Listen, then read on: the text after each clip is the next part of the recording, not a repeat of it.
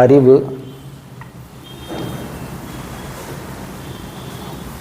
மனம், உடம்பு. உடம்பு, அறிவு, மனம்.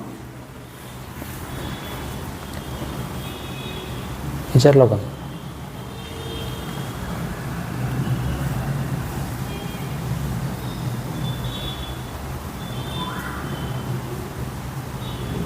இந்த அறிவுக்கும் மனதுக்கும் உள்ள வித்தியாசம், அறிவுக்கும் மனசுக்கும் உள்ள வித்தியாசம்.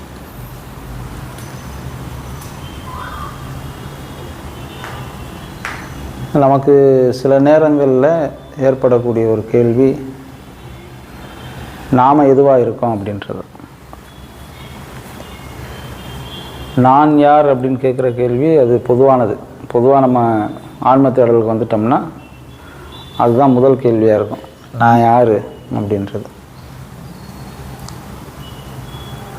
இது வேற ஒரு கண்டுபிடிப்பு. இப்போ இந்த உடல், அறிவு, மனம், இந்த மூணில் நம்ம என்னவா இருக்கோம் அப்படின்றது நமக்கு இப்போ வரையும் தெரியாது. அறிவு இருக்குது. ஒரு நாள் அந்த பாலம் என்ன ஆயிடுச்சு, இத்து அப்படியே விழுந்து போச்சு. இப்போ நீங்கள் ஒன்று அந்த கரையில் நிற்கிறீங்க, இல்லாட்டி இந்த கரையில் நிற்கிறீங்க, பாலம் விழுந்து போச்சு. இப்போ எப்படி நம்ம இதை கடக்கிறது?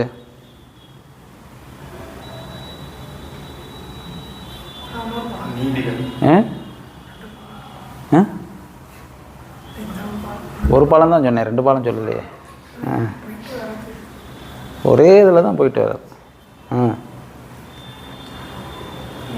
ஓ, இப்போ சப்வேலாம் போட்டதுனால அப்படி சொல்கிறீங்களா? நீந்தி நீந்தி கடக்கணும். சரி, நீச்சல் தெரியல, புதுசாக போடணும். அது நமக்கு தெரியுமா? அடுத்த கேள்வி, அது நமக்கு தெரியுமா? அந்த பாலம் போட தெரியுமா? ஆமாம், வழிகள் 1000 இருக்குது. இப்போ நமக்கு பாலம் கட்ட தெரியாது. சரியா? அப்போது அறிவு நம்மளை என்ன செஞ்சு வச்சுருக்கு?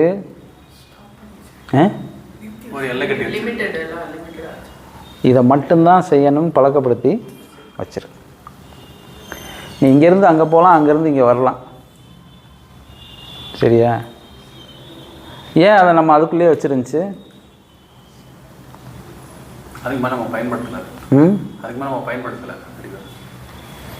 நம்ம பயன்படுத்தலை. இல்லை, ஆமாம்,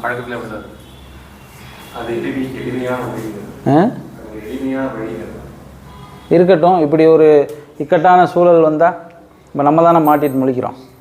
சரியா? இப்போ அப்போ வராத கேள்வி இப்போ வருது.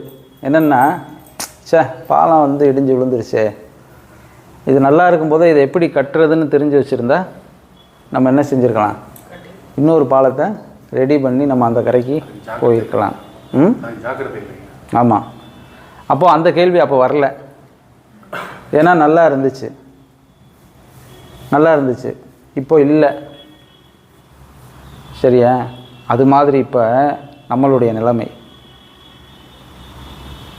அங்கிட்டு ஒரு கரை, இங்கிட்டு ஒரு கரை, நடுவில் பாலம். என்னது? அது தெரிஞ்சா ஏன் நான் இப்போ கிளாஸுக்கு போகிறேன்?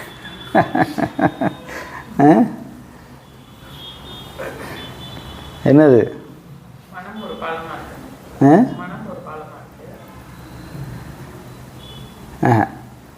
இப்போ கரை 1 ஒரு பொருள், பாலம் 2, இந்த பக்கம் ஒரு கரை 3. சரி. ஒன்று உடல், ஒன்று உடல்,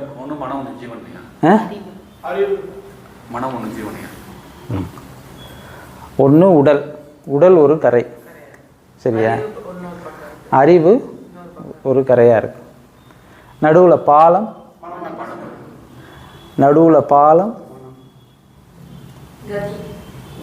அது வேற மாதிரி மூச்சு.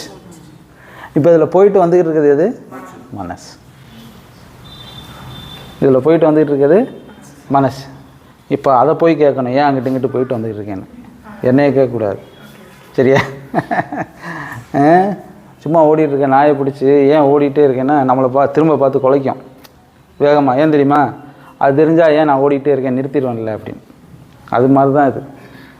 ஓடிட்டே இருக்க மனசை கூப்பிட்டு ஏன் ஓடிட்டே இருக்கேன்னு கேட்டால் ரொம்ப வேகமாக ஓடும், ரொம்ப வேகமாக ஓடும். ஆமாம், அதை எப்படி டைவெர்ட் பண்ணுறதுன்றதுக்காக தான் இந்த முறைகள்லாம் கொண்டு வந்தாங்க. கன்ஃபியூஸ் ஆகிடும் மனசுன்றது. ஒரு தெளிவான ஒரு குழம்பிய நிலையில் இருக்கக்கூடிய ஒரு ஆமாம். உடல், உயிர், அறிவு, மனம் போக்கும் வரவுமாக இருக்கு, சரியா? இப்போ இதை எப்படி பயன்படுத்துறது அப்படின்றது தெரியலை நமக்கு. நம்மளோட சிந்தனையில் இருக்கக்கூடியது ஒரு நாளைக்கு இல்லை ஒரு மாதத்துக்கு இல்லை ஒரு வருஷம் இல்லை ஒரு வாழ்க்கை பூராமே நமக்கு சிந்தனையில் இருக்கக்கூடியது அதிகபட்சம் எது இருக்கும்? நம்மளுடைய சிந்தனையில் உடல் தான் இருக்கும். உடம்பை பற்றின சிந்தனை அதிகமாக இருக்கும். அடுத்து எதை பற்றின சிந்தனை அதிகமாக இருக்கும்?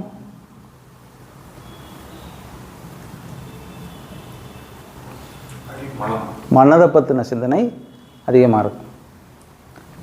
அடுத்து எதை பற்றின சிந்தனை இருக்கும்? அறிவு பற்றின சிந்தனை இருக்கும். இடையில இருக்கக்கூடிய பாலத்தில் பற்றின சிந்தனை நமக்கு கிடையாது. அப்போது இங்கே எது நம்மளை ஏமாற்றிக்கிட்டு இருக்கு?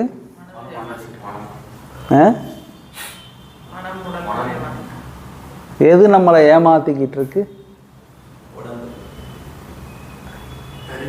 அறிவு. நம்மளை எது ஏமாற்றிக்கிட்டு இருக்கு? அறிவு தான் நம்மளை ஏமாற்றிட்டு இருக்கு.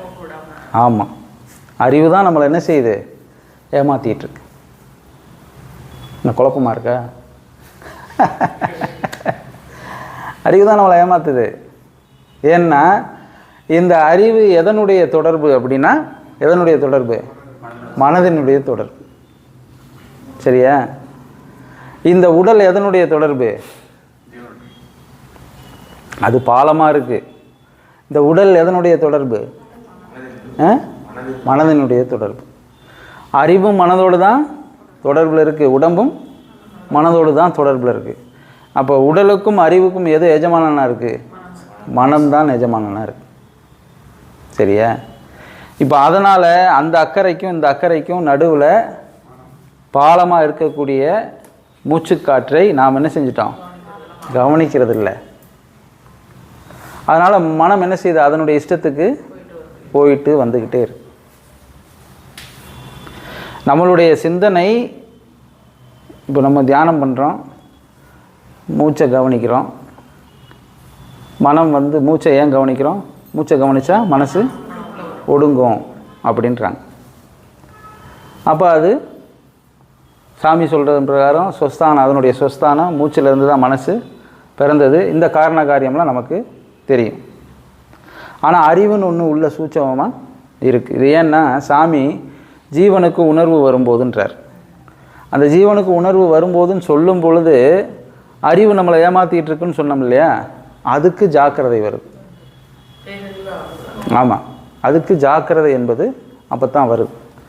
அப்போ வரும்போது தான் நமக்கு என்ன தோணுது அப்படின்னா, இந்த பாலம் எப்படி கட்டியிருப்பாங்க, இந்த பாலத்தை எப்படி கட்டணும், நாளைக்கு இந்த பாலம் இல்லைன்னா நம்ம எப்படியெல்லாம் போகலாம். இப்போ அம்மா சொன்ன மாதிரி பரிசலில் போகலாமா, அவர் சொன்னார் நீந்தி போகலாமா அப்படின்ற அந்த ஜாக்கிரதைக்கு என்ன செய்யுது?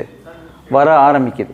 1000 வழிகள் இருக்குது. அந்த 1000 வழிகளை ஜாக்கிரதை வந்த உடனே அது தேட ஆரம்பிக்குது. அதுவரையும் அறிவு நம்மளை எப்படி வச்சுருந்துச்சு அப்படின்னா, பாரு இப்படி போனேன்னா லிஃப்ட் இருக்குது, நீ லிஃப்ட்டில் கீழே இறங்கி போயிடலாம் இருக்குது. ஒருவேளை லிஃப்ட்டு வேலை செய்யலைன்னா படியில், அது சொல்லாது உங்களுக்கு.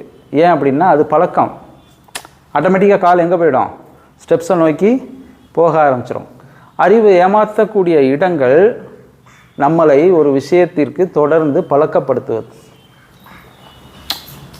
ஒரு விஷயத்துக்கு தொடர்ந்து பழக்கப்படுத்துவது. அந்த தொடர்ந்து பழகி பழகி பழகி பழகி நம்ம என்ன செஞ்சிடறோம் அப்படின்னா, இந்த உயிர், மூச்சு, ஜீவன் அப்படின்னு ஒன்று இருக்குது. அதில் தான் இந்த மனமும் உடலும் பயணப்பட்டுக்கிட்டு இருக்குன்றத மறந்துடுறோம். அப்புறம் ஒரு காலகட்டத்தில் அதனுடைய வீச்சு போய் நெருங்கும் பொழுது இந்த பாலம் என்று சொல்லக்கூடிய ஜீவன் அதனுடைய அந்த கடைசி காலத்தை நெருங்கி இருக்கும்ல, அப்போ நமக்கு என்ன செய்கிறதுன்னு தெரியாமல் அதை கைவிடக்கூடிய நிலைமைக்கு நம்ம வந்துடுறோம். இது நமக்கும் பொருந்தும். காமனாவங்களுக்கு 100% பொருந்தும், நமக்கு 50%. ஏன் 50% சொல்கிறேன்னா, தெரிஞ்சிருந்தும் நம்ம அதை தெரியாத மாதிரி தவற விட்டு இருக்கிறதுனால தான் நமக்கு அது பொருந்தும் சொல்லவார். சரியா? இப்போ நாம் எதை கவனிக்கணும்? அக்கறையை கவனிக்க வேண்டிய அவசியம் இல்லை, இக்கரையை கவனிக்க வேண்டிய அவசியம் இல்லை.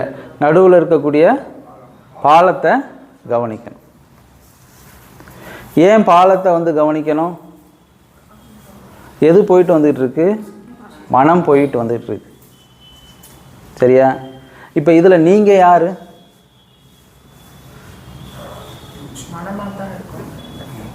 இதில் நீங்கள் யார்? உடம்பு, அறிவு, மனம், மூச்சு. இதில் நீங்கள் யார்?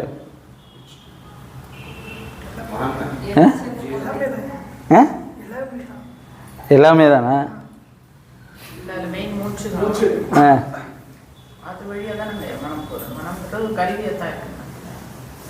இவையெல்லாம் இயங்கிக்கிட்டே இருந்தால் நீங்கள் அங்கே இல்லை. நல்லா கேட்டுங்க. உடல், அறிவு, மனம், மூச்சு, இந்த 4ம் இயங்கிக்கிட்டே இருந்துச்சுன்னு வச்சுக்கோங்களேன், நீங்கள் கிடையாது, நீங்கள் இல்லை, அது நீங்கள் கிடையாது. மனம் சலனத்தை நிறுத்தும் போது அந்த இடத்துல உண்மையானது வரும். 4ம் சேர்ந்து, எப்பொழுது 4ம் சேர்ந்து தன்னுடைய இயக்கத்தை நிறுத்துகிறதோ அப்போ தான் நீங்கள் அங்கே வர்றீங்க. புரியுதா? அதுவரையும் நீங்கள் கிடையாது. இதுதான் நான், இது நாம இருக்கலாம், நம்ம தான் மனசு, நம்ம தான் உடம்பு, நம்ம தான் அறிவு அப்படின்னு நினச்சிக்கிட்டு இருக்கிறது எல்லாமே பொய். இதை சாமி கனவுன்னாரு. என்ன சொன்னார்? இதை கனவு அப்படின்னார். எங்க? ஆமாம். இப்போ இயக்கம்ன்றது நம்ம எப்படி நினச்சிக்கிட்டு இருக்கோம்னா, கதாகதம் ஓடிக்கொண்டிருப்பது, இல்லை உள்ளேயே சுவாசித்து கொண்டிருப்பது, இப்படி தான் நம்ம நினைக்கிறோம். ஆமாம், நம்ம ஏற்கனவே ஒரு கிளாஸில் பார்த்துருக்கோம். ஜீவனாகப்பட்டது பிராணன் என்று சொல்லக்கூடியது மூச்சு, சுவாசம், இதெல்லாம் ஒரு கிளாஸ் எடுத்தோமா, வித்தியாசம் பார்த்தோம். மூச்சு இது. அப்போ ஜீவன் எப்பொழுது நிற்கிறதோ அப்பொழுது தான் உண்மையான சுவாசம் நடைபெறுகிறது. அதாவது நிற்கும் பொழுது தான் அது நடைபெறுகிறது. இப்போ அது நிற்கும் தன்மை உடையது தான், நிற்கும். சாமி சொல்கிறார்ல, புருவ மத்தியத்தில் நிறுத்தி. ஆமாம், அது அடுத்தடுத்து போகிறது.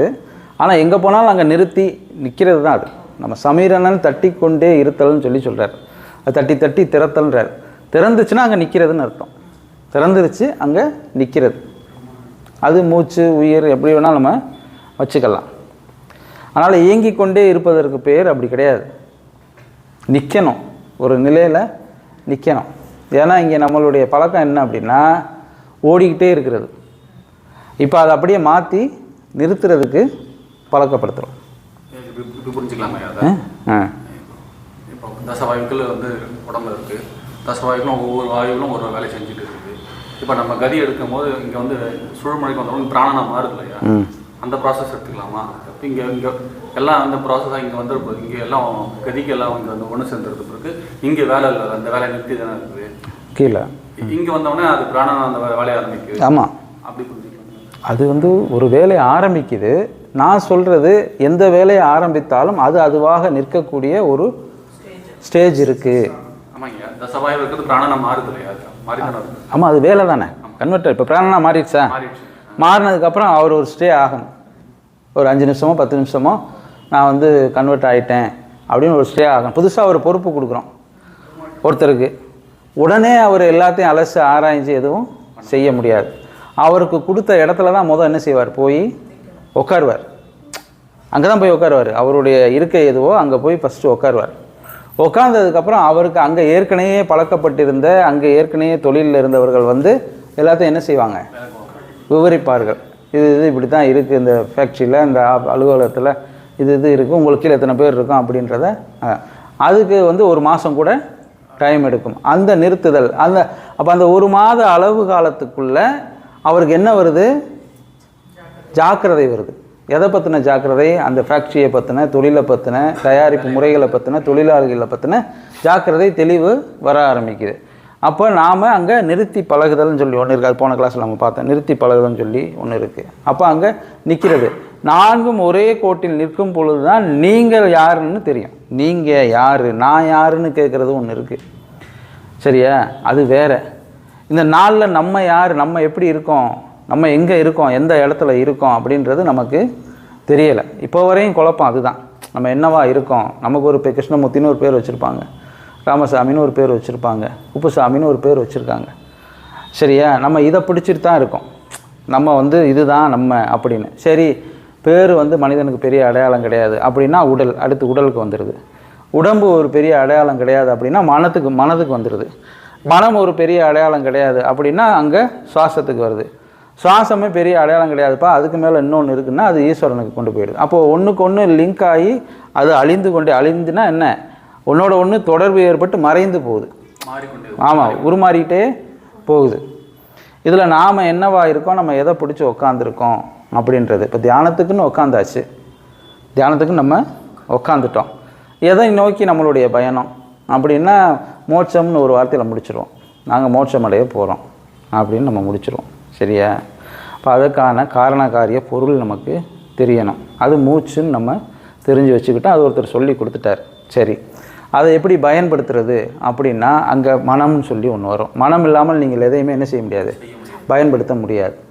நல்லா கேட்டுக்குங்க. உயரிய பொருள் மூச்சு, ஜீவன். ஆனால் அதை பயன்படுத்துவதற்கு மனம் என்ற ஒன்று நமக்கு வேணும். ஆனால் இங்கே சவால் என்னென்னா, நீங்கள் அதை தான் நீங்கள் பயன்படுத்தவும் போகிறீங்க, அதை தான் அசையாமல் நிறுத்தவும் போகிறீங்க. இப்போ இந்த சவால் தான் நமக்கு வந்திருக்கு. அதை பயன்படுத்தணும், ஆனால் அதை அசைய விடக்கூடாது, ஆனால் அதை பயன்படுத்தணும். இதுதான் நமக்கு கிரிட்டிக்கலாக இருக்கக்கூடிய இடம். சரியா? இதை வந்து நமக்கு தெரியாமல் மறைச்சி வச்சுருக்கிறது எது, அறிவு. கரெக்ட், கலெக்டர் ஆயிடுவனி. ஆமாம் ஆமாம், அறிவு. பரவாயில்ல, கவனிச்சுட்டே இருந்திருக்கேன். அறிவு தான் நம்மளை மறைச்சி வச்சிருக்கு. ஏன் மறைச்சி வச்சிருக்குன்னா அதுக்கு காரணம் எது, மனசு. அதுக்கு காரணம் மனசு. அறிவினுடைய வேலை என்ன அப்படின்னா, நீங்கள் ஒன்றை சொல்லி கொடுத்தீங்கன்னா பழகிக்கும், கற்றுக்கும்.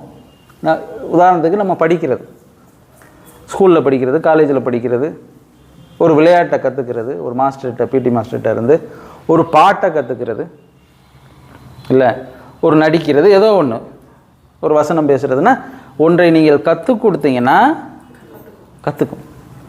நல்லா கேட்டுக்கங்க. இப்போ நீங்கள் கற்றுக்கிட்டீங்கல்ல ஒரு விஷயத்தை, அதை எக்ஸ்போஸ் பண்ணணும்ல, வெளிப்படுத்தணும்ல. அது எதை வச்சு வெளிப்படுத்தும், அங்கே மனம் தேவைப்படுது. எதுக்கு, அறிவுக்கு. அறிவு தானாக நின்று தன்னை எக்ஸ்போஸ் பண்ணவே முடியாது, கிடையாது. அதனால் அறிவு உயர்ந்தது இல்லை. மனதினுடைய உதவி இல்லாமல் அது ஒன்றை வெளிப்படுத்த முடியாது. அதனால் அறிவு என்ன செய்யும், எது சொல்கிறத கேட்கும், மனசு சொல்கிறத தான் கேட்கும். அதனால தான் நீங்கள் எவ்வளோ அறிவாளியாக இருந்தாலும் ஏதாவது ஒரு இடத்தில் முட்டாள்தனமான செயலை செய்வீர்கள்னு அடித்து சொன்னான். ஆமாம், நீ எவ்வளோ அறிவாளி புத்திசாலியாக கூட இரு, நீ லிஸ்ட் எடுத்து பார்த்தீங்கன்னா எங்கேயாவது ஒரு இடத்துல நீ உன்னுடைய முட்டாள்தனத்தை வெளிப்படுத்தியிருப்ப அப்படின்றான். அந்த சூழ்ச்சி செய்கிறது மனசு. நீங்கள் பெரிய ஆள் நினச்சிட்டே இருப்பீங்கல்ல, அப்போ மனசு சூழ்ச்சி பண்ணி அறிவை என்ன செய்யும், என்னடா உனக்கு என்ன அறிவு மங்கி போச்சா அப்படின்னு கேட்குறோம்ல, அந்த இடத்துல மனசு சப்போர்ட் பண்ணாது. அவருக்கு மனசு சப்போர்ட் பண்ணாது. அது எப்படின்னா, எக்ஸாம் எழுதிக்கிட்டே இருக்கோம், நமக்கு தெரிஞ்ச கேள்வி, ஆமாம், அப்படியே நிறுத்திடும். ஆனால் இங்கே பாரு, இங்கே வரையும் இருக்குது, பாரு, அந்த முதல் வார்த்தை தெரியுது, அந்த கடைசி வார்த்தை தெரியுது, நடுவில் இருக்கிறது தெரியல. மனசு சப்போர்ட் பண்ண மாட்டேங்குது, மனசு சப்போர்ட் ஆக மாட்டேங்குது. மனசு சப்போர்ட் ஆயிடுச்சுன்னா முழு கேள்விக்கான பதிலையும் கடகடன்னு ஒப்பிக்க ஆரம்பிச்சிடும், டக்குன்னு எழுத ஆரம்பிச்சிடும். அப்போ அங்கே மனசு நம்மளை சப்போர்ட் பண்ணலை. எதுக்கு? அறிவுக்கு சப்போர்ட் பண்ணலை. அந்த நேரம் உடம்பு கிடந்து படாத பாடுபடுது. டேபிளை தேய்க்குது, பென்சிலை சீவுது, பேனா எடுக்குது, தலையை சொரியுது. இதுக்கெல்லாம் உடம்பு தேவைப்படுது. இதெல்லாம் அப்படியே தவத்துக்கு நம்ம கொண்டு வந்துடணும். இதெல்லாம் தவத்துக்கு கொண்டு வந்துடணும். அப்படியே உக்காந்தாச்சு. நமக்கு தெரிஞ்ச கேள்வி தான் எது? நம்ம என்ன செய்ய போகிறோம்? இதை செஞ்சு மோட்சம் அடைய போகிறோம். எழுதுனா எழுத மாட்டேன்றோம்.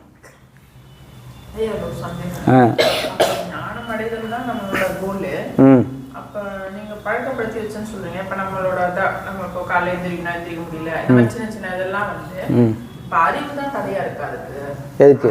ஞானம் அடைதலுக்கு அறிவு தடையா இருக்கா? மனசு வந்து சொல்லி அறிவு கேட்குது எப்படி? அதுதான் சொல்றேன், ரெண்டும் வந்து கூட்டு கலவாணிங்க. ஆமா, ரெண்டும் கூட்டு கலவாணிங்க. ஒன்றை விட்டு ஒன்று செயல்படாது. நான் அதுக்கு தான் சொன்னேன், எவ்வளோ பெரிய அறிவாளியாக இருந்தாலும் ஆமாம், லட்சம் பேருக்கு முன்னாடி பேசிகிட்டே இருப்பான், லட்சம் பேருக்கு முன்னாடி பேசிகிட்டே இருப்பான்.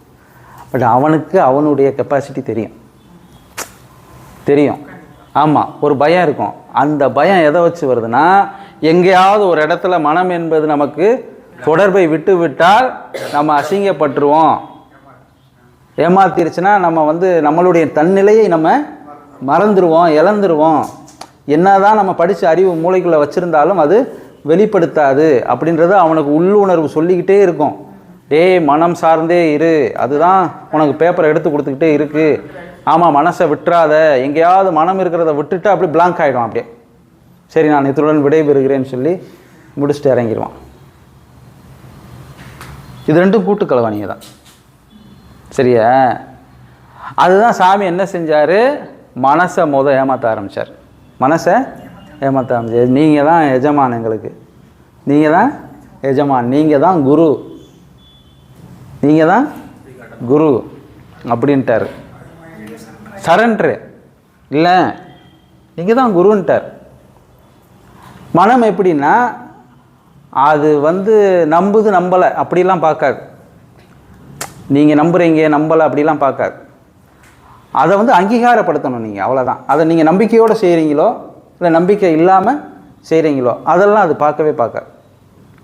ஏன் எதை வச்சு சொல்கிறேன் அப்படின்னா, நீங்கள் நம்பின ஒருத்தர் உங்களை ஏமாற்றிருப்பாங்க. நீங்கள் நல்லா நம்பியிருப்பீங்க, அவங்க உங்களை ஏமாற்றிருப்பாங்க. சரியா? உங்கள் மேலே நம்பிக்கை வச்சுருந்த ஒருத்தரை நீங்கள் ஏமாற்றிருப்பீங்க.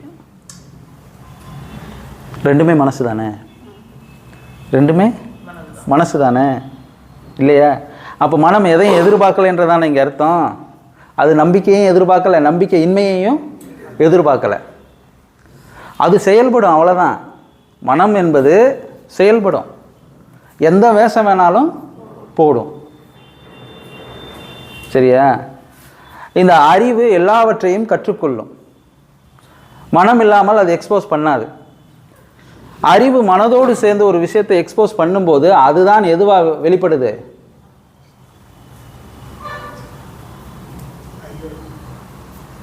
அது எதுவாக வெளிப்படுது? ஞானமாக வெளிப்படுது. அங்கே தான் ஞானம்னு ஒன்று வருது. நல்லா தெரிஞ்சுக்கங்க. அப்போ ஒருவன் ஞானி, சிறந்த ஞானி என்றால் அவருக்கு என்ன தெரிஞ்சிருக்கு? அறிவை எப்படி பயன்படுத்த வேண்டும், மனதை எப்படி பயன்படுத்த வேண்டும்ன்ற ரெண்டு வித்தியாசம் அவர் தெரிஞ்சு வச்சிருக்கார். இங்கே அறிவு என்னவா இருக்குது, மனம் என்னவா இருக்குது, இது ரெண்டும் சேர்ந்தா என்ன செய்யும், இது ரெண்டும் சேர்ந்து ஒரு விஷயத்தை வெளிக்காட்ட போகுது அப்படின்னால் அந்த இடத்துல நாம் என்னவா இருக்கோம்னு பொழுது தான் இங்கே வந்து சாட்சி சாட்சி சாட்சின்னு ஒன்று வந்து நிற்கிது. நீங்கள் அங்கே சாட்சியாக மட்டும்தான் நிற்கிறீங்க. அந்த ரெண்டு கேரக்டரும் நடிக்க போகுது, நீங்கள் பார்க்க போகிறீங்க இந்த உடம்பு. சரியா? அந்த சாட்சியினுடைய உண்மைத்தன்மை, உண்மை பொருள் அதுதான் என்னவா இருக்கு? என்னம்மா? மூச்சு, ஜீவன், ஜீவனா இருக்கு. புரியுதா? நமக்கு மோட்சம் அடைய போறோம்ன்றது தெரிஞ்சு போச்சு. ஆனால் எக்ஸாமில் நம்மளால் எழுத முடியலை அதை உறுதியாக. அதான உண்மை. நம்ம எழுத முடியலை. ஏன் எழுத முடியலை அப்படின்னா நமக்கு அறிவுனா என்னன்னு தெரியலை, மனம்னா என்னன்னு தெரியலை. இந்த அறிவும் மனமும் சேர்ந்து ஒரு செய்யுதுன்னு நமக்கு தெரியலை. நல்லா கேட்டுக்குங்க. இதை பற்றின சிந்தனை உங்களுக்கு எப்போ வரும் தெரியுமா? உங்களை திடீர்னு உங்களை தனியாக விட்டுட்டு எல்லாரும் எங்கேயாவது போயிட்டோன்னு வச்சுக்கோங்க. டக்குன்னு ஒரு நாள் தனியாக விட்டாச்சு உங்களை. சித்த வித்தியார்த்திக்கு சொல்கிறேன், தனியாக பொது அளவுக்கும் பொருந்தும். விட்டாச்சு, எங்கேயோ போயிட்டோம் நாங்கள் எல்லோரும். ஒரே ஒரு ஆள், நீங்கள் ஒரு ஆள் இருக்கீங்க. ஒரு நாள் அப்படி இப்படி நடப்பீங்க. எப்படி? இதை பூரா ரோட்டில் இல்லை, ஒரு அறையில், இது மாதிரி ஹாலில். ஆமாம், இப்படியே நடப்பீங்க. சரியா? அப்புறம் ஒரு நாள் ஜன்னல்லேருந்து வெளியில் வெறிச்சு பார்த்துக்கிட்டே இருப்பீங்க. சரியா? அதுக்கப்புறம் ஏதாவது அலமாரியில் புக்கு இருந்தால் எடுத்து படிச்சுட்டே இருப்பீங்க. சரி, அதுக்கப்புறம் இருக்கிற பாட்டெல்லாம் கேட்பீங்க. இப்படியே ஒரு வாரம் கடந்து போயிடும். இப்போ என்ன தெரியுமா செய்வீங்க? உங்களை அறியாமலே போய் கண்ணாடி முன்னாடி நிற்பீங்க. உங்களை அறியாமலே நிச்சயம் நீங்கள் என்ன செய்வீங்க? போய் கண்ணாடி முன்னாடி நிற்பீங்க. கண்ணாடி முன்னாடி நின்று பார்க்கும்போது தான் தெரியும், ஓ இங்கே இவன் ஒருத்தன் இருக்கானோ, நம்ம கூட தனியாக தான் இருந்தோம் நினச்சோம், ஆனால் இங்கே ஒருத்தன் இருக்கான், ஆனால் அப்போ வரையும் தனியாக தான் இருந்தோம். அறிவும் மனசும் நம்மளை எங்கே ஏமாத்துது? நம்மளை நமக்கு காட்டியே ஏமாத்துது. நீ தனியாக இல்லை, உன் கூட ஒன்றை மாதிரியே ஒருத்தன் இருக்கான். எங்கே இருக்கான்? கண்ணாடியில் இருக்கான். எங்கே இருக்கான்? கண்ணாடியில் இருக்கான். நீங்கள் நகர்ந்தா அது நகரும், நீங்கள் சிரித்தா சிரிக்கும். சரியா? இப்போ அறிவும் மனசும் உங்களை சேர்ந்து ஏமாத்துதா? இப்போ அந்த அறையில் கண்ணாடியே இல்லை. ஆமாம், அந்த அறையில் கண்ணாடியே கிடையாது. எல்லாம் முடிச்சாச்சு, புத்தகம் படித்தாச்சு, பாட்டு கேட்டாச்சு, ஜன்னலை வெறிக்க பார்த்தாச்சு, எல்லாம் பண்ணியாச்சு. இப்போ அந்த அறையில் செய்கிறதுக்கு ஒரு வேலையும் கிடையாது. என்ன செய்வீங்க? அது வித்தியார்த்திக்கு அப்போ கூட செய்ய மாட்டோம் நம்ம. இப்போ சேர்ந்து செஞ்சுருவோம். இந்த தனியாக பண்ணுறது தான் பெரிய சவாலான விஷயம். அது செய்ய மாட்டோம். என்ன செய்வோம்? நீங்கள் தனிமையில் இருக்கும்பொழுது தூக்கத்தெல்லாம் கடந்துடுவீங்க. தூக்கம்ன்ற நிலையெல்லாம் தாண்டி போயிடுவீங்க. நான் சொல்கிறது ஒரு வாரம் 10 நாள் ஆச்சு அப்படின்னா தனிமையில் இருந்தீங்கன்னா தூக்கத்தெல்லாம் நீங்கள் தாண்டிடுவீங்க. அந்த ஸ்டேஜெல்லாம் தாண்டிடுவீங்க.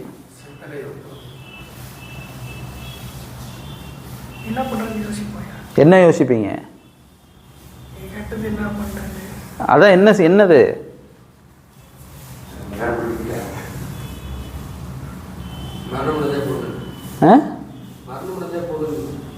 புரியல.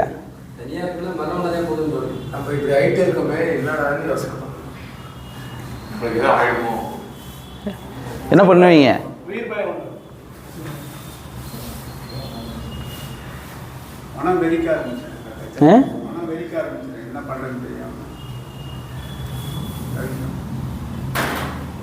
ஒன்றும் செய்ய மாட்டீங்க. அமைதியாக அப்படி என்ன செஞ்சுருவீங்க? உட்கார ஆரம்பிச்சிடுவீங்க. அப்படி உங்களுக்கு ஆகலையா? அப்போ நீங்கள் ரொம்ப பவர்ஃபுல் தான்.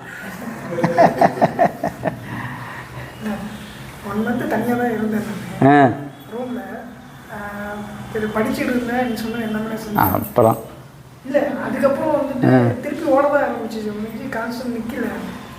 அங்கே உங்களுக்கு ஒரு கோல் இருந்தது. என்ன? படிக்கணும், ஐஏஎஸ்னு ஒரு கோல் இருந்தது. நான் சொல்கிறது எந்த வித லட்சியம் இல்லாத ஒரு ஆளை தான் தூக்கி உள்ளே போட்டிருக்கான் அப்போ. ஆமாம், அப்போ அவனால் ஒன்றும் செய்ய முடியாது. அவன் அமைதியாகிடுவான். அமைதியாகிடுவான். சரியா? இப்போ இங்கே என்ன இல்லாமல் போச்சு? ஏன் இல்லாமல் போச்சு?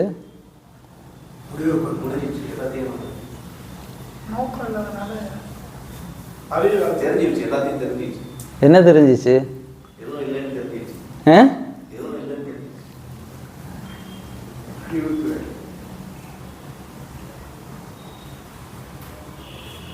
சின்ன விஷயம்தான், சின்ன விஷயம். மனசு ஒரு முடிவுக்கு வந்துருச்சு. என்ன முடிவுக்கு வந்துச்சு? அறிவுக்கு அங்க ஒன்றும் வேலை கிடையாது, இனிமே பண்றதுக்கு ஒன்றும் இல்லை. அறிவு இனி இங்கே பண்ணுறதுக்கு ஒன்றுமே இல்லை, நம்ம ஒன்றுமே பண்ண முடியாது அப்படின்னு மனசு என்ன பண்ணிடுச்சு? மனசு முடிவு பண்ணிருச்சுன்னா உங்களுக்கு ஞானம் வர ஆரம்பிச்சிடும். ஏன்னா அப்போ தான் அறிவு கரெக்டாக வேலை செய்ய ஆரம்பிக்கும். ஏன்னா அவருடைய அந்த இது தேவைப்படாது. இப்போ மனசு அறிவிட்ட என்ன சொல்லுது? அப்பா என்னால் ஒன்றும் பண்ண முடியாது, இனி நீ என்ன பண்ணுறதோ நீ பண்ணிக்கோ அப்படின்னும். இது ஏன் தெரியுமா நடந்துச்சு? நீங்கள் 15 நாள் அதுக்குள்ளே சுற்றி சுற்றி சுற்றி என்ன ஆச்சு தெரியுமா? உங்களுடைய பாஸ்ட்னு சொல்லக்கூடிய கடந்த நினைவுகள்லாம் வந்து வந்து கட்டாயி போச்சு எல்லாத்தையும். ஆமாம், கட்டாயி போச்சா? இப்போ ஃப்யூச்சர் ஒன்று இந்த அறையை விட்டு வெளியில் போகணும், அதுக்கு வாய்ப்பே இல்லைன்னு மனசு முடிவு பண்ணதுக்கப்புறம் டோட்டலாக அது கட்டாயி போச்சு. இப்போ அறைக்குள்ளே இருக்கோம், இது ப்ரெசண்ட்டு. ப்ரெசண்ட்டில் மனம் ஒன்றுமே செய்யாது. ப்ரெசண்ட்டு வந்தாச்சுன்னா மனசு ஒன்றும் செய்யாது, அது சாட்சியாக மாறிடும். எப்படி? உடலும் அறிவும் என்ன செய்யுதுன்னு பார்ப்போம் அப்படின்னு அது சாட்சியாக மாற ஆரம்பிச்சிடும். உடம்பும் அறிவும் ஒன்று சேரும் பொழுது அபரிவிதமான செயல்கள் செய்யலாம். சரியா? இப்போ இது ரெண்டும் சேரும் பொழுது நல்ல நல்ல விஷயங்களை எடுத்து கொடுக்கும், நல்ல நல்ல விஷயங்களை எடுத்து கொடுக்கும். இப்போ சும்மா இருந்த மனசு ஏற்கனவே எகனைக்கு முகனையாக வேலை செஞ்சு ஏட்டிக்கு போட்டிக்காக சில வேலைகளை செஞ்சு நமக்கு நல்ல பேரும் வாங்கி கொடுத்துருக்கோம், கெட்ட பேரும் வாங்கி கொடுத்துருக்கோம், நம்மளை நடுரோட்டில் இழுத்து விட்டுருக்கோம், இல்லை ஏதோ ஒன்று பண்ணியிருக்கோம். இப்போ இது நல்ல விஷயமாக கொடுக்குமா? உடம்பும் அறிவும் சேர்ந்து சேர்ந்து நல்ல விஷயமாக கொடுக்குமா?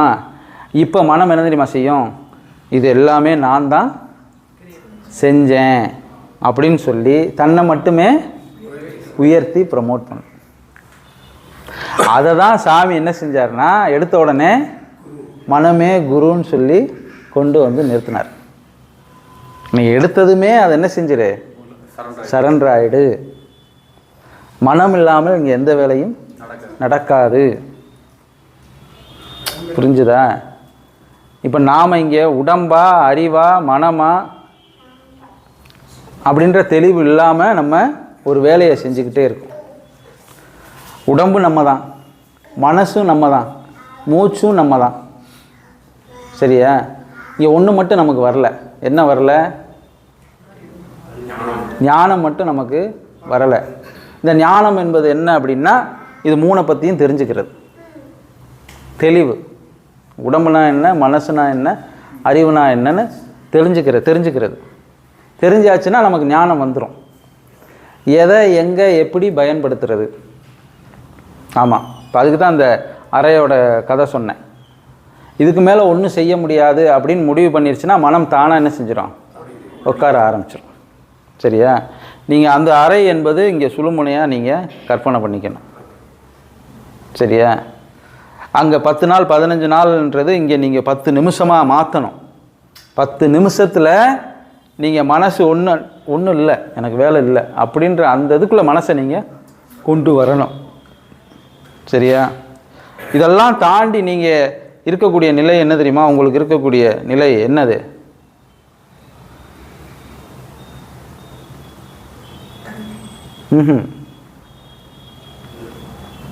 இப்போ நான் கொஞ்ச நேரத்துக்கு முன்னாடி கேட்டேன்ல, உடம்பு மனசு அறிவு இதில் நீங்கள் யாருன்னு கேட்டேன்ல. இதில் இன்னும் ஒன்று இருக்குது.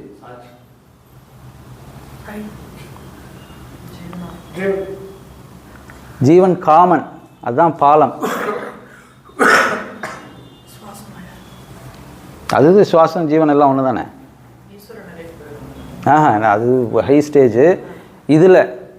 ஏன்னா இப்போ நான் கேட்டேன், நீங்கள் யார் இதில், உடம்பா மனசா அறிவான்னு கேட்டேன். சரியா? இப்போ அதில் நம்ம யாருன்னு இப்போ வரையும் நீங்கள் யாராவது ஒரு ஆள் சொல்லுவீங்கன்னு பார்த்தேன், யாரும் சொல்லலை.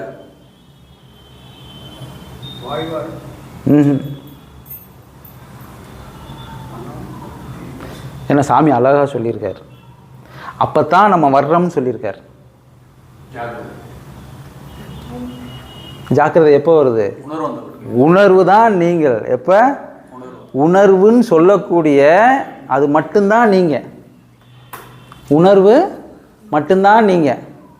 ஒருத்தன் மயங்கி விழுந்துட்டான், 4 தட்டு கன்னத்தில் அடிக்கிறோம், அசைஞ்சானா உணர்வு வந்துருச்சு, அசையலைன்னா முடிஞ்சுதான். போச்சு.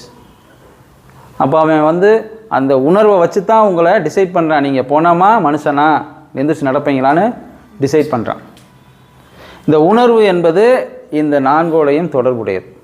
எந்த நான்கோடையும்? உடல், மனம், சித்தம், புத்தி, அகங்காரம் அப்படியும் வச்சுக்கலாம். உடல், அறிவு, மனம், ஞானம், ஆமாம், எல்லாத்தோடையும் தொடர்புடையது இந்த உணர்வு என்பது. நல்லா புரிஞ்சுக்கங்க. நீங்கள் ஒரு உணர்வு நிலையின் வெளிப்பாடு தான் நீங்கள். இந்த உணர்வு நிலைக்கு ஒரு அமைப்பு கொடுத்துருக்காங்க. அது எலும்பு, சதை, நரம்பு, இரத்தம், நாளங்கள், இதயம், இதெல்லாம் ஒரு டெக்கரேஷன் பண்ணி கொடுத்துருக்காங்க. அது இயங்குறதுக்கு 4 சப்டிவிஷன் கொடுத்துருக்காங்க. அது மனம், அறிவு, உடல்.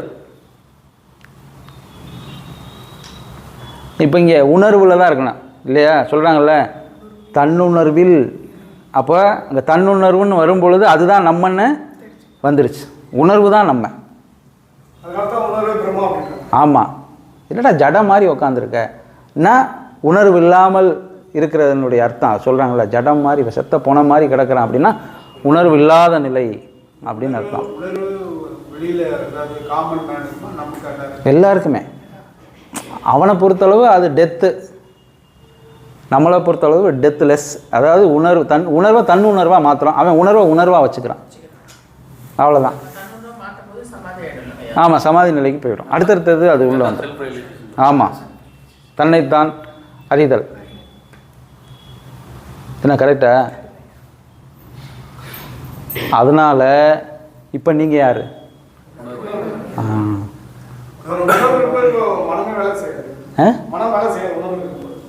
உணர்வில் இருந்தீங்கன்னா இந்த நாளையும் நீங்கள் கண்ட்ரோல் பண்ணலாம். மனசை எப்போ எங்கே வேலை செய்ய வைக்கணுமோ அங்கே வேலை செய்ய வச்சுக்கலாம். மனதை வைத்து அறிவை எப்படி நீங்கள் எக்ஸ்போஸ் பண்ணணும்னா அறிவை பேரறிவாக மாற்றுவது. நீங்கள் இந்த உலகத்தையே திருப்பி தலைகளாக திருப்பி போடலாம்.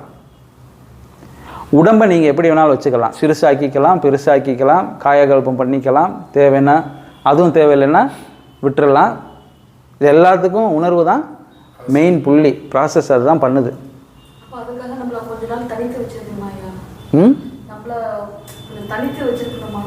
அந்த உணர்வை நீங்கள் ரியலைஸ் பண்ணணும், நீங்கள் அனுபவிக்கணும்.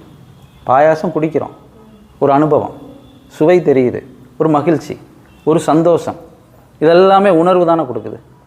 இந்த உணர்வோடு சம்மந்தப்பட்டதெல்லாம் எது பாருங்கள்? உடம்பு, அறிவு, மனம், இதெல்லாம் சேர்ந்து தான் ஒரு விஷயத்தை நமக்கு கொடுக்குது. ஆனால் உள்ளே இருக்கக்கூடிய அந்த உணர்வு நமக்கு தெரியலை. இதை தான் தனிமையில் இருந்து உணரணும்னா அந்த உணர்வு எப்படி இருக்கும் அப்படின்னு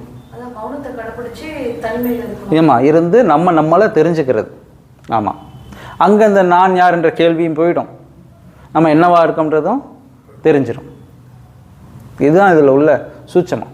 நம்மள்கிட்ட பொருள் இருக்குது, கொடுத்துருக்காங்க, என்னவா ஆக போகிறோம்ன்றது தெரியுது, ஆனால் எப்படி பயன்படுத்தணுன்றது தெரியலை. சாமி சொல்லியிருக்காரு, நீ கதாகதம் செய், ஜபம் செய், நிஷ்டை செய், இப்படியே செஞ்சுக்கிட்டே வா, 30 பொழுதும் ஒரு நாளைக்கு 3 பொழுதுகளும் நீ செஞ்சுக்கிட்டே வா, அந்த நிலைக்கு கிடச்சிரும் அப்படின்னு சொன்னாருன்னா அதுக்கு என்ன அர்த்தம் அப்படின்னா நான் கொடுத்த வாக்கை உனக்கு காப்பாற்றுறேன்னு அர்த்தம்.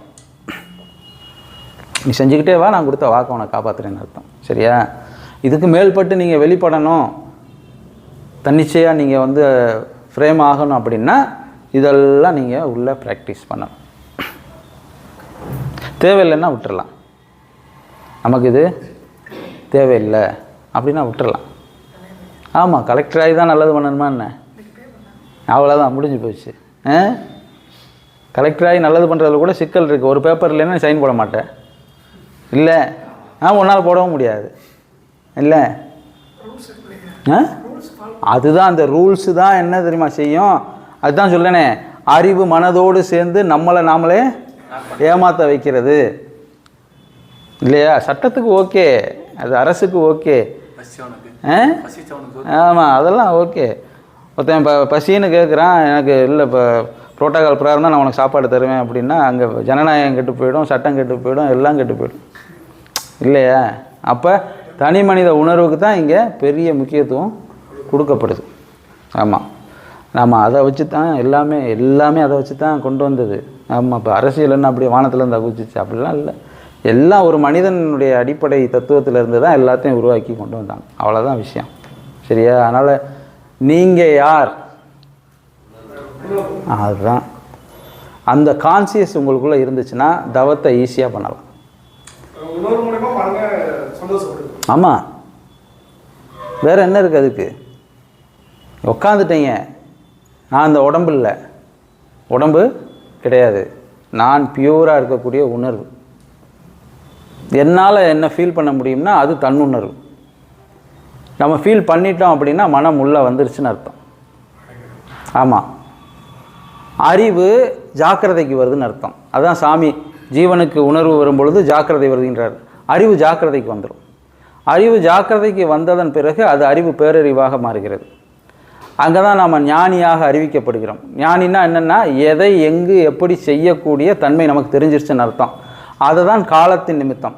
இவர் முக்காலம் சொல்லுவார்ரா, முக்காலம் சொல்லக்கூடிய ஞானின்னா அவருக்கு இந்த காலத்தில் என்ன செய்யணும்னு தெரியும், அந்த காலத்தில் என்ன செய்யக்கூடாதுன்னு தெரியும், யாருக்கு என்ன கொடுக்கணும்னு தெரியும், கொடுக்கக்கூடாதுன்னு தெரியும், என்ன சொல்லணும்னு தெரியும், சொல்லக்கூடாதுன்னு தெரியும். இதுதான் ஞானின்னா. வேறு ஒன்றும் கிடையாது. ஞானம்னா வேறு ஒன்றும் கிடையாது. ஆமாம், அதுக்கு முதல் நமக்கு உணர்வு வேணும். உணர்வு நிலையில் நாம் இருக்க பழகணும். நீங்கள் உணர்வு என்பதை நீங்கள் அன்றாடம் உங்களுக்குள்ளே நீங்கள் கொடுத்துக்கிட்டே இருக்கணும். உணர்வு என்பது நான் தான் உணர்வு. மெய்யுணர்வுன்னு ஒன்று வச்சுருக்காங்கல்ல, அப்புறம் தன் உணர்வுன்னு ஒன்று வச்சுருக்காங்கல்ல. ரெண்டுமே ஒரு நூல் தான் வித்தியாசம்.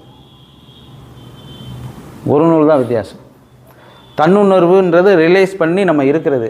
மெய்யுணர்வு என்பது நாம் அங்கே இல்லாமல் போகிறது, மெய்யாகவே ஆகி போவது.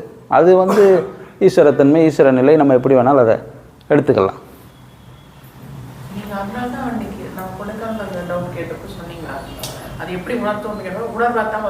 ஆமாம் ஆமாம்,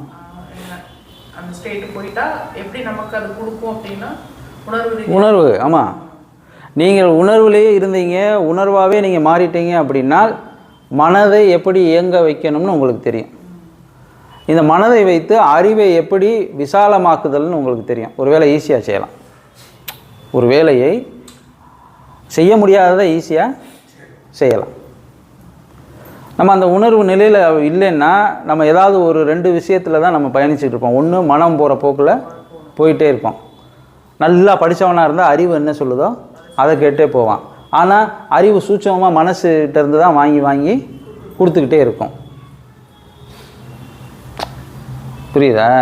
உதாரணத்துக்கு நம்ம ஒரு சாமி கும்பிட்றோம், கற்பூரம் காட்டுறோம், பத்தி காட்டுறோம், சூடம், தேங்காய் பழம் இதெல்லாம் உடைக்கிறோம். இப்போ எவ்வளோ சித்த வித்தியார்த்திகள் அதெல்லாம் விட்டுட்டோம்ல. ஆனால் நம்ம வீட்டில் செஞ்சுட்டே இருக்காங்கல்ல. ஆனால் பாருங்கள், இது காலங்காலம் அவங்க நம்ம மனசுக்கும் அறிவுக்கும் பழக்கப்படுத்தின ஒரு விஷயம். எதனால் விட்டான்? உணர்வின் மூலியமாக இதெல்லாம் செய்யக்கூடாதுன்னு நமக்கு தெரிஞ்சுது. ஆமாம், இதனால் செஞ்சால் என்ன ப்ளஸ்ஸு மைனஸ்ன்னு நமக்கு தெரிஞ்சுது. அதனால் அதெல்லாம் ஈஸியாக விட்டுட்டோம். நம்ம வீட்டில் செய்கிறாங்க, அது வேறு விஷயம். நம்ம விட்டுட்டோம் இல்லையா? அப்போ அறிவு மனதோடு சேர்ந்து நம்மளை ஒரு விஷயத்துக்கும் பழக்கத்துக்கும் ஆட்படுத்தி வச்சிருக்கு. அதாவது சிறைப்படுத்தின்னு கூட வச்சுக்கோங்க, அப்படி வச்சிருக்கு. அதை சாமி பந்தத்தில் இருந்து விடுதலைன்றார். எந்த பந்தம்? எல்லாமே பந்தம். சூடம் காட்டுறது, பத்தி காட்டுறது, அது பண்ணுறது, இது பண்ணுறது எல்லாமே பந்தத்தின் அடிப்படையில் இருக்கிறது தான். அதிலிருந்து விடுதலையானால் நாம் உணர்வு நிலைக்கு வர்றோம் அப்படின்றது தான் உண்மை. சரியா? சரி, இதிலேருந்து ஞாபகம் வச்சுக்கோங்க, நீங்கள் யார்? உணர்வு. உணர்வு தான் நீங்கள். அதை இப்போ கதிஜா கேட்ட மாதிரி தனியாக இருந்து ரியலைஸ் பண்ணி அது ஒரு பெரிய சுகம். உங்களை நீங்கள் அதுக்கு தான் அந்த கதை சொன்னேன்.